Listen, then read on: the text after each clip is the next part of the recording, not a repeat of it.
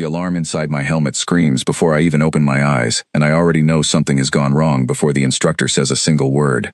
My name is Reina Osei, and I am standing in a line of 6 cadets who are all taller than me, all stronger than me, and all convinced that humans are the weakest species ever allowed into this academy. I do not argue with them. I have learned that the galaxy does not care what you say. It only cares what you do when everything falls apart.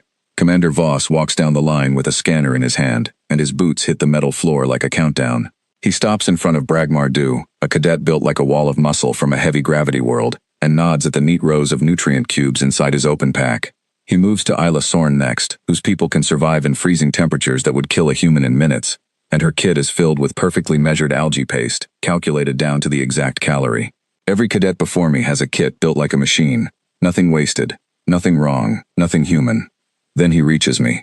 He opens my pack, and for a moment his hand stops moving. He pulls out a small object wrapped in thin paper, turns it over once, and looks at me with an expression somewhere between confusion and disappointment.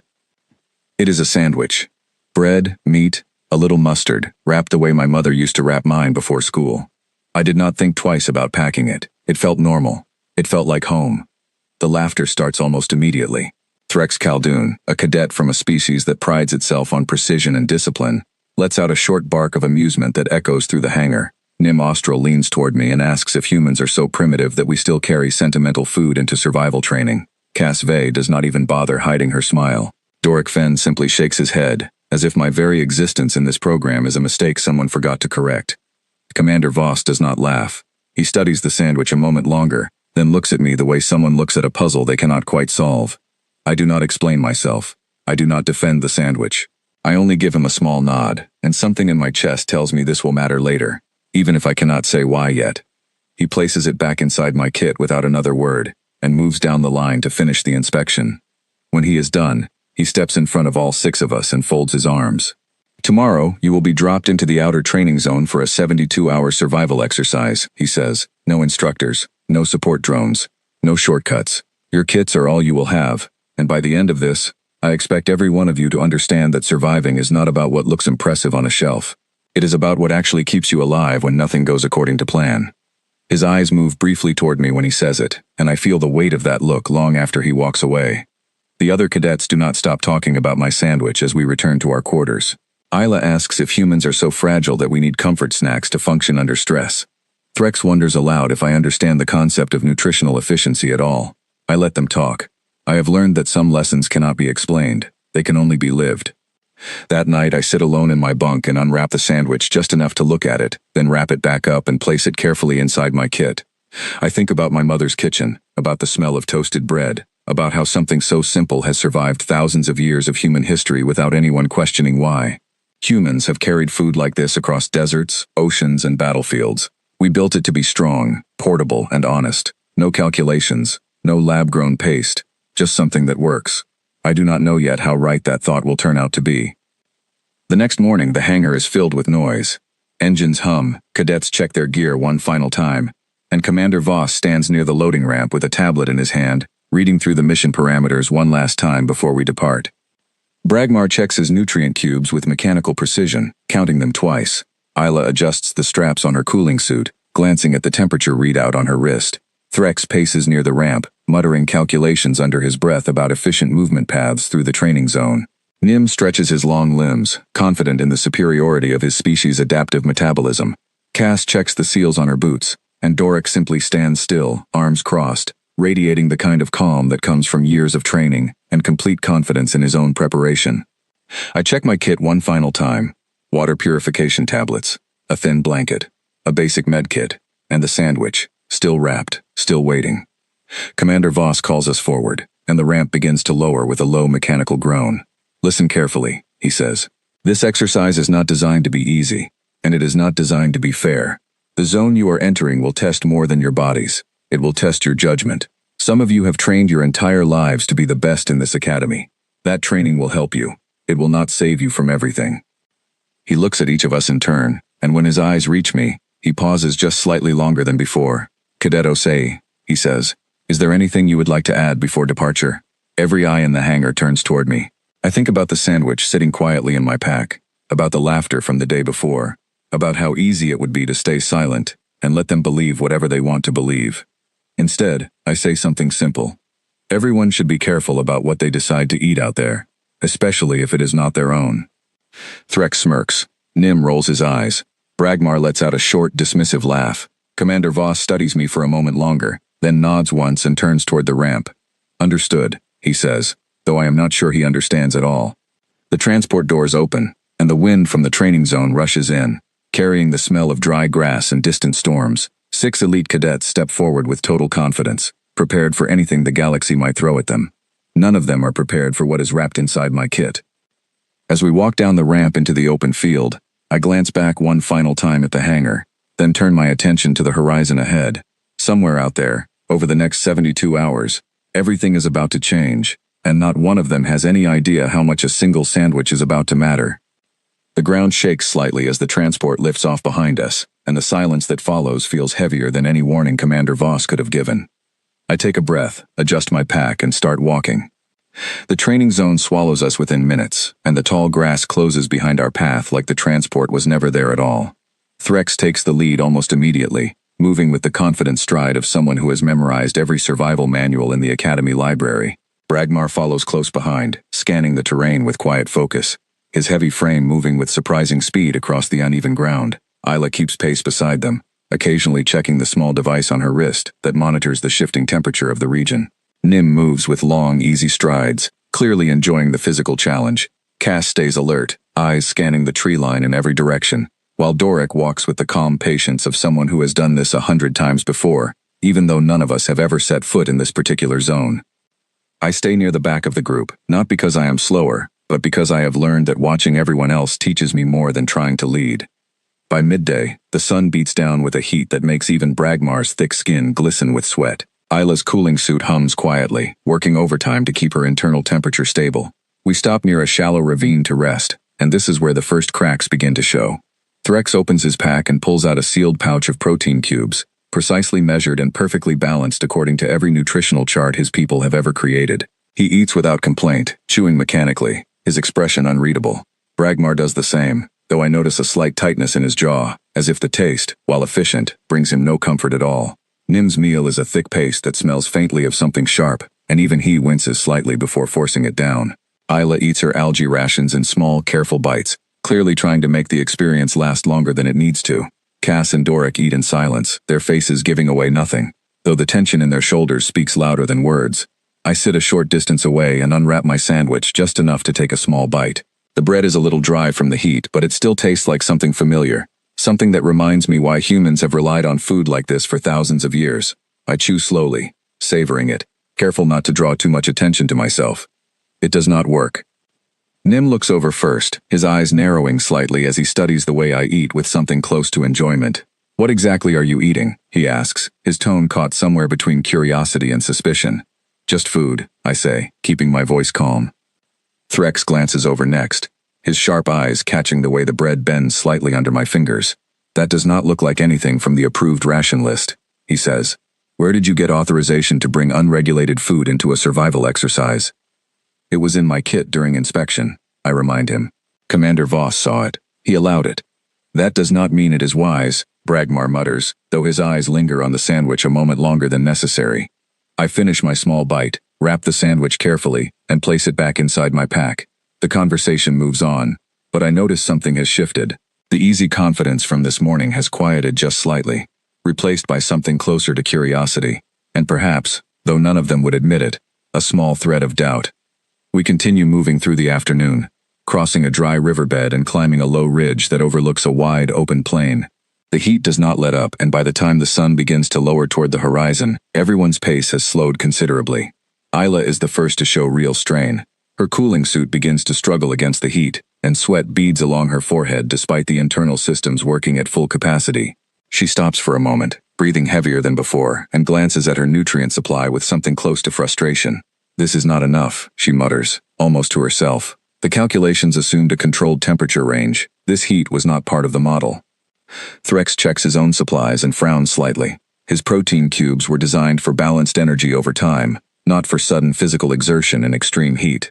"I am also finding this less effective than expected," he admits quietly, a rare crack in his usual confidence.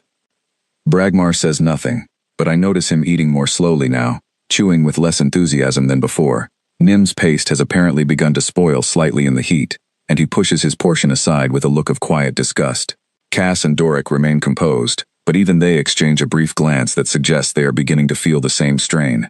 As the sun sets and the temperature finally begins to drop, we set up a small camp near a cluster of rocks that offer some shelter from the wind. A fire is not permitted during this exercise, so we huddle close together for warmth, sharing what little comfort the cold ground allows. I take out my sandwich again and eat another small portion, savoring the simple combination of bread, meat, and mustard. The bread is softened slightly with the cooler air, and it tastes even better than before. I notice Cass watching me from across the small circle we have formed, her eyes following every movement of my hands. "You seem very calm for someone eating something so unusual," she says finally, breaking the silence. "It is not unusual to me," I reply. "This is normal food where I come from." Doric leans forward slightly, his usual stillness replaced by quiet curiosity. "What exactly is inside it?" he asks. "Bread," I say. "Some cooked meat, a little mustard for flavor." "Mustard," Nim repeats, testing the unfamiliar word. "What does that do?" "It adds a sharp taste," I explain. "Humans have used it for a very long time." Threx studies me carefully, his earlier dismissiveness now replaced by something closer to genuine interest. "And you are not experiencing any negative effects from eating this?" he asks. "None at all," I say honestly. "It is simply food." The conversation lingers there for a moment, and I can feel the shift happening slowly among the group. Where there was mockery this morning, there is now something closer to curiosity, and beneath that curiosity, the quiet beginning of doubt about whether their perfectly calculated rations are truly as superior as they once believed. Bragmar breaks the silence next, his deep voice carrying easily across the small camp. "My people value strength above all else," he says. "Yet I confess, this heat has drained me more than expected, and my rations have done little to restore that strength." Isla nods in agreement, her earlier frustration still evident in her tired eyes. "My kit was optimized for controlled environments," she admits. "This exercise was designed to push us beyond those controls, and I am beginning to see the flaw in relying too heavily on calculation alone." I do not say anything in response, but I notice Commander Voss's earlier words echoing quietly in my mind. Surviving is not about what looks impressive on a shelf. It is about what actually keeps you alive when nothing goes according to plan. As the night deepens and the cold sets in fully, exhaustion finally catches up with all of us. One by one, the cadets settle into their sleeping positions, their earlier confidence replaced by quiet, tired reflection. I take one last small bite of my sandwich before wrapping it carefully and placing it back inside my pack, saving the rest for tomorrow. Just before I close my eyes, I hear Nim's voice drift quietly through the darkness. "I wonder what the rest of that sandwich actually tastes like," he murmurs, more to himself than to anyone else.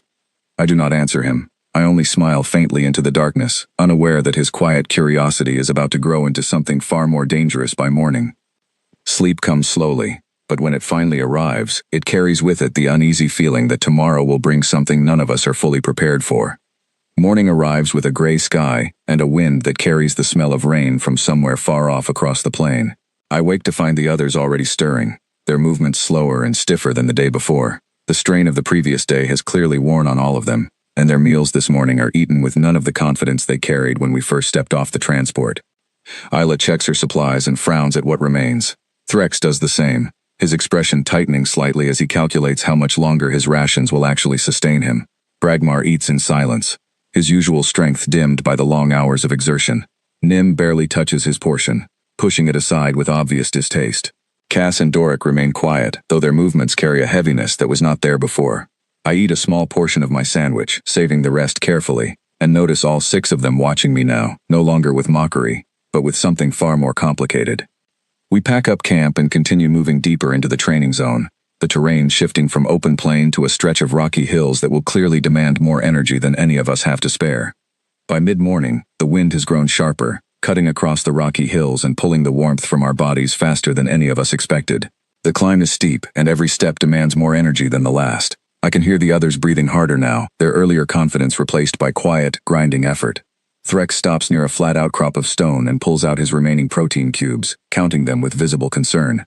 "At this rate, my supply will not last through tonight," he mutters, more to himself than to the rest of us. Bragmar checks his own rations and shakes his head slightly. "Mine will not either," he admits. "The exertion is burning through everything faster than the calculations predicted."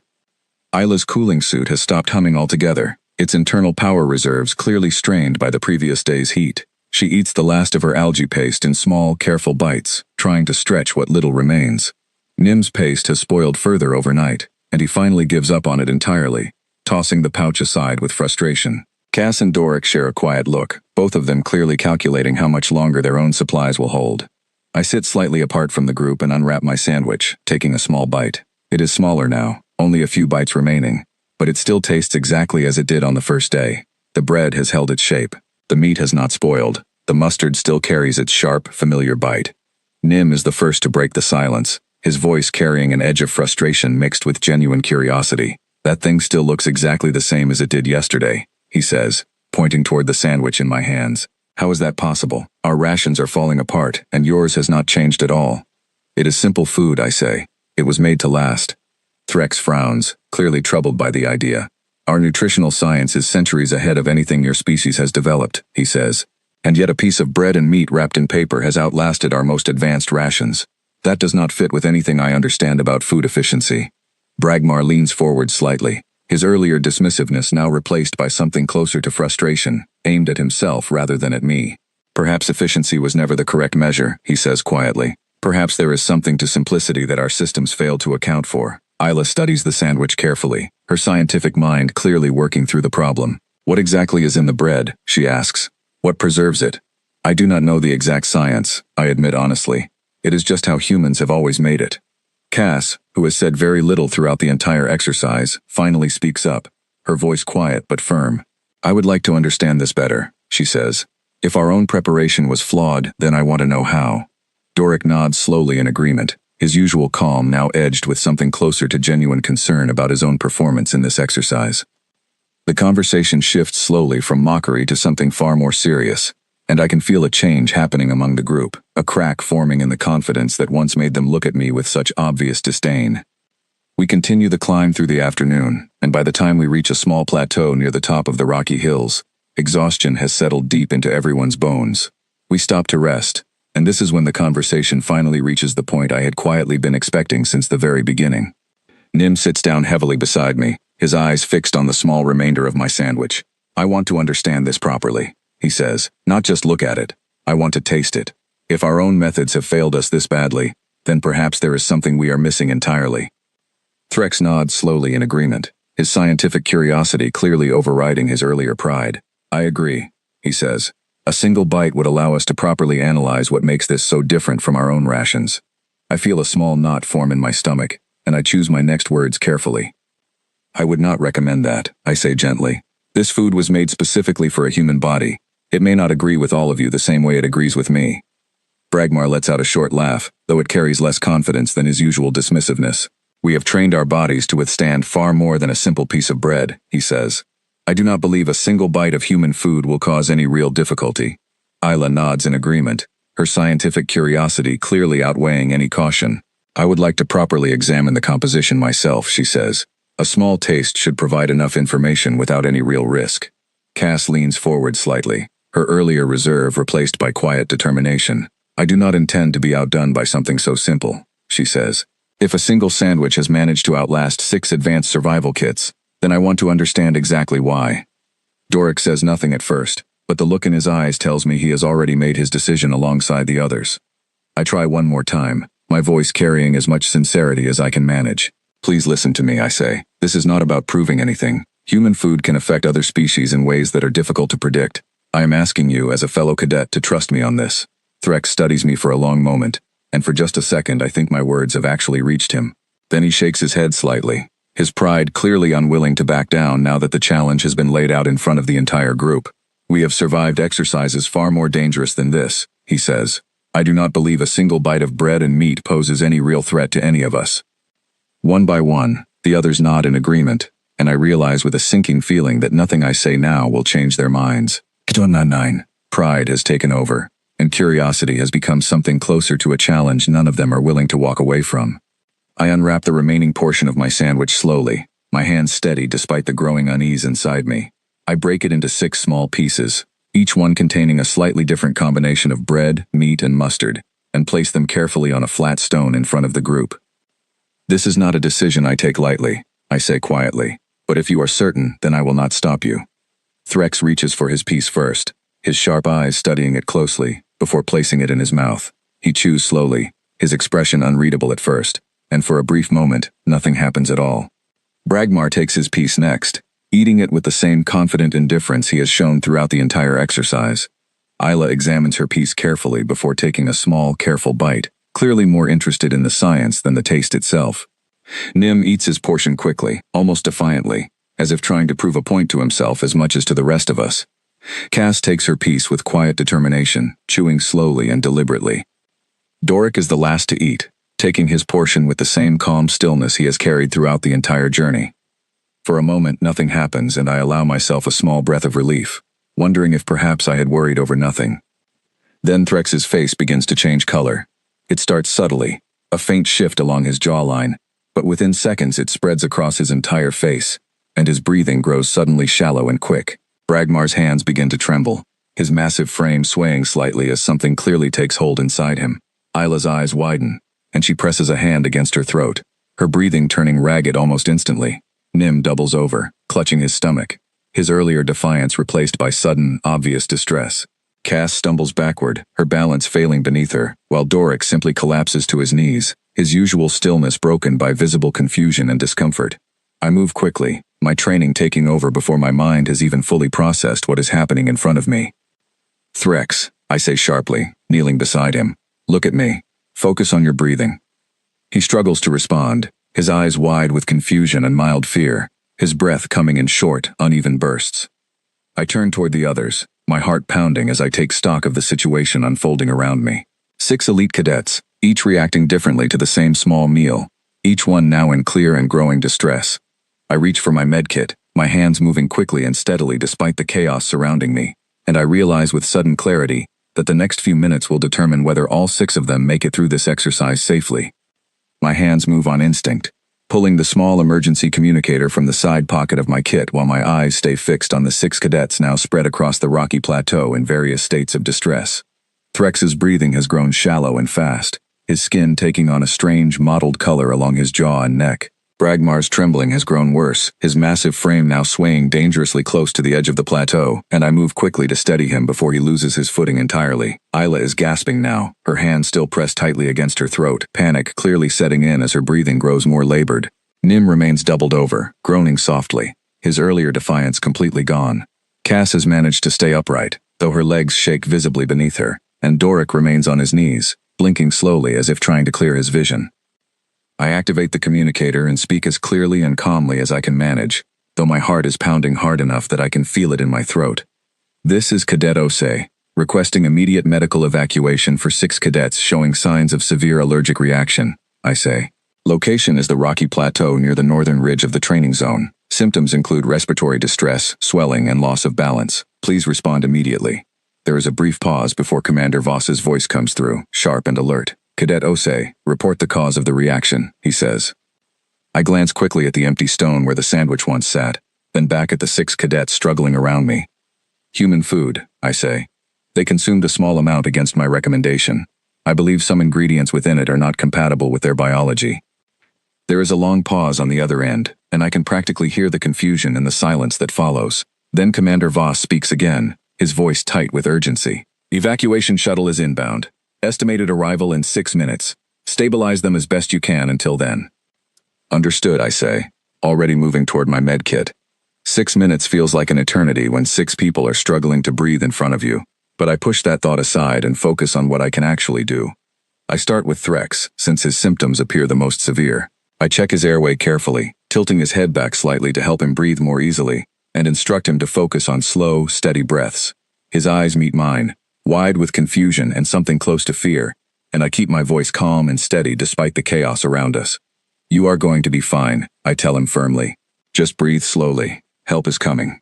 He nods weakly, his breathing gradually growing slightly less ragged as he focuses on my voice. I move to Bragmar next, helping him settle onto the ground away from the edge of the plateau, propping him into a position that keeps his airway as clear as possible. His trembling has not stopped, but it seems slightly less violent now that he is no longer trying to stand. Isla's condition worries me the most. Her lips have taken on a faint blue tint, and her breathing has grown dangerously shallow. I kneel beside her and check my medkit quickly, pulling out a small respiratory aid designed for emergency situations, though I have no idea if it will work properly on her physiology. I administer it carefully, watching her closely for any sign of improvement. "Stay with me," I say firmly. "Focus on my voice. Breathe with me." Her eyes flutter, but she manages a small, weak nod, and her breathing slowly begins to steady, just slightly, just enough to give me a small measure of hope. Nim has stopped groaning, though he remains curled tightly on the ground, his arms wrapped around his midsection. I check him quickly, and determine that his reaction, while clearly painful, does not appear as immediately dangerous as the others.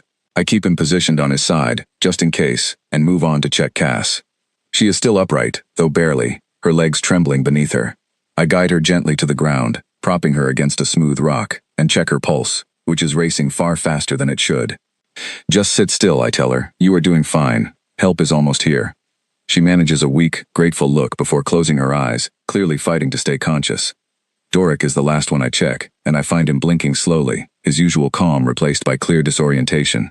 I steady him gently and keep him talking, asking him simple questions to keep his mind focused and alert while we wait. The minutes stretch on endlessly, each second feeling far longer than it should, until finally I hear the distant hum of engines cutting through the wind. I look up and see the medical shuttle descending rapidly toward the plateau, its lights cutting sharply through the gray afternoon sky. The shuttle lands with a heavy thud, and the doors slide open almost instantly, revealing a team of medical staff moving with practiced urgency. A woman with sharp eyes and steady hands rushes toward Threx first, calling out instructions to the rest of her team as they move quickly to assess each cadet in turn. I step back slightly, allowing them room to work, though I stay close enough to answer any questions they might have. "What exactly did they consume?" the lead medic asks me directly, her eyes scanning quickly over the 6 cadets now being carefully lifted onto stretchers. "A small portion of a sandwich," I explain. "Bread, cooked meat, and mustard. I warned them it might not be compatible with their biology, but they insisted on trying it themselves." She studies me for a brief moment, clearly processing the strangeness of the situation, before turning back to her team and calling out additional instructions. One by one, the cadets are carefully loaded onto the shuttle, their earlier confidence and pride now replaced by pale faces and unsteady breathing. Threx manages to catch my eye just before the doors begin to close, and despite his obvious discomfort, he offers me a small, weak nod, something close to gratitude flickering behind his confusion. I climb aboard alongside the medical team, staying close to monitor the cadets during the short flight back to the academy. The shuttle lifts off smoothly, cutting through the gray sky with practiced efficiency, and I take a seat near the back, watching as the medical staff continue their careful work. Bragmar's trembling has finally begun to ease, and his color looks slightly better than before. Isla's breathing has steadied considerably, thanks to the quick treatment from the medical team. Nim has stopped groaning entirely, though he still looks pale and shaken. Cass has regained a bit of color in her cheeks, and Doric, though still disoriented, appears far more stable than he did on the plateau. I lean back slightly in my seat, allowing myself a small breath of relief for the first time since the reactions first began. The Academy's advanced medical technology is clearly working exactly as it should, and for the first time since this entire exercise began, I feel confident that all 6 of them will make a full recovery. As the shuttle continues its descent toward the Academy, I glance down at my empty hands, the sandwich now completely gone, its final purpose served in a way I never could have predicted when I first packed it 2 days ago. The Academy's landing platform comes into view below us, already crowded with additional medical staff waiting to receive the incoming cadets, and I take a slow, steady breath, preparing myself for whatever conversations are certain to follow once we land. The medical bay is bright and quiet by the time all 6 cadets have been settled into their recovery beds, the earlier chaos of the landing platform now replaced by the steady hum of monitoring equipment and the soft murmur of medical staff moving between stations. I stand near the entrance, still dressed in my dusty field gear, watching as doctors check readings and adjust treatments for each of the 6 cadets in turn. Threx sits upright in his bed, his color mostly returned to normal, though a faint rash still lingers along his jawline. Bragmar lies quietly, his trembling long since stopped, though he still looks noticeably drained. Isla breathes easily now, the earlier danger completely past, though she remains hooked to a monitor just as a precaution. Nim sits with his arms crossed, clearly more embarrassed than unwell at this point. Cass and Doric both look considerably better, color returned to their faces, though both remain quiet and thoughtful. A tall woman in a medical uniform approaches me, her expression a mixture of professional calm and genuine curiosity. She introduces herself as Dr. Emma Whitfield, the officer in charge of the recovery wing. "I have reviewed the initial reports," she says, glancing down at a tablet in her hand. Would you mind explaining exactly what happened out there? I nod and walk her through the events as clearly as I can, starting from the moment the sandwich was first noticed during inspection, through the growing curiosity during the exercise, and finally to the moment all 6 cadets decided to try it despite my warning. Dr. Whitfield listens carefully, occasionally glancing toward the 6 cadets recovering nearby, her expression shifting slowly from simple curiosity to something closer to fascination. "This is remarkable," she says finally. "We have extensive records on human physiology, but very little practical data on how other species react to common human ingredients. This incident alone will likely reshape several safety protocols across the academy." Before I can respond, Commander Voss enters the medical bay, his expression unreadable, as he surveys the 6 recovering cadets before turning his attention toward me. "Cadet Osei," he says, "walk with me for a moment." We step just outside the medical bay into a quiet hallway, the door sliding shut behind us with a soft hiss. "You warned them," he says, not quite a question. "I did, sir," I confirm, multiple times. They chose to proceed regardless.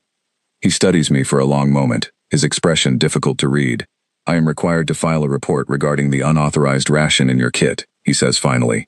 "Standard protocol does not typically allow personal food items during survival exercises." "I understand, sir," I reply calmly. "However," he continues, his tone shifting slightly, "I am also required to note that your quick action likely prevented a far more serious outcome. Your medical response was swift, accurate, and almost certainly saved several of your fellow cadets from significantly worse harm." I remain silent, unsure exactly how to respond to praise wrapped so closely around a reprimand. He allows a small, rare smile to cross his face. "Consider yourself formally cautioned regarding unauthorized rations," he says, "and formally commended for exceptional performance under pressure."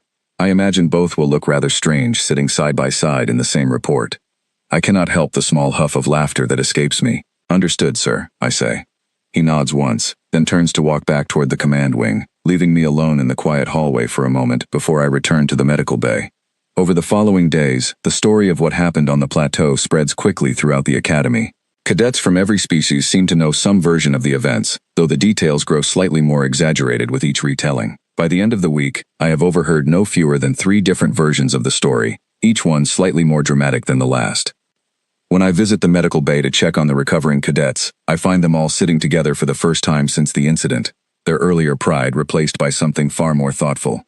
Threx is the first to speak when he notices me enter. "Cadet Osei," he says, his tone far more respectful than it has ever been before.